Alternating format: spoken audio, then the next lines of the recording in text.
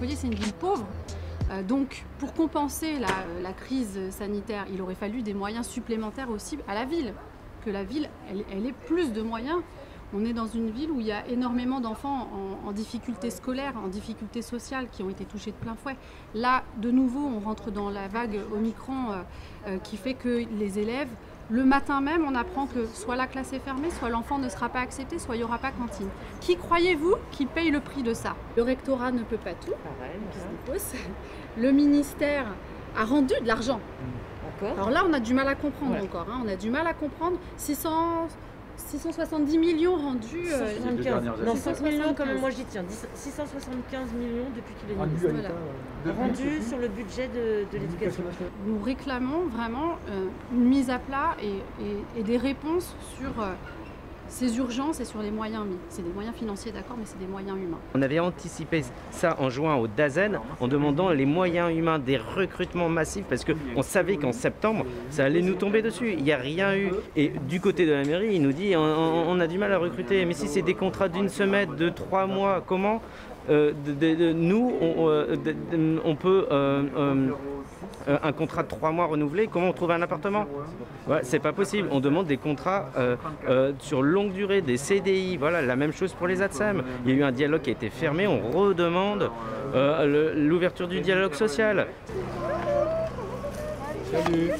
Tout ce qu'on souhaite, c'est qu'il y ait moins d'enfants par classe.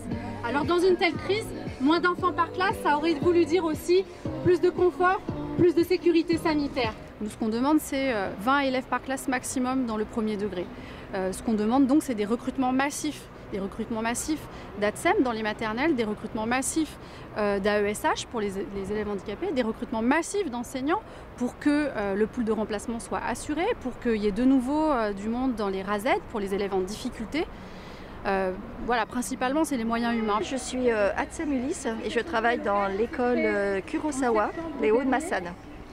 Les ATSEM Ulysse travaillent dans des classes de 12 enfants qui peuvent avoir donc des difficultés en scolaire, et on est là aussi pour travailler en binôme avec les professeurs et puis avec les AVS, donc on est vraiment une équipe à part entière. C'est un métier qui me plaît, mais dernièrement ça devient extrêmement compliqué avec le protocole sanitaire, avec tout ce qu'on nous demande, avec toutes ces absences qu'on doit remédier.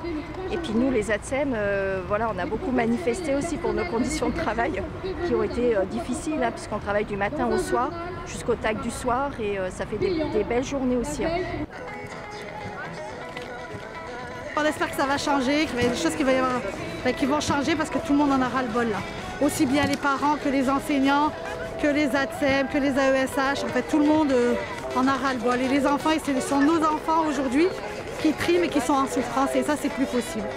On est vraiment très ric-rac au niveau des AESH. Là, moi je m'occupe de 4 enfants en même temps, dans la même classe. Alors ils sont super et compréhensifs et tout se passe bien. Mais c'est vrai que 4 enfants, alors que rien que l'année dernière j'en avais 3, l'année d'avant j'en avais 2, ça fait beaucoup de travail.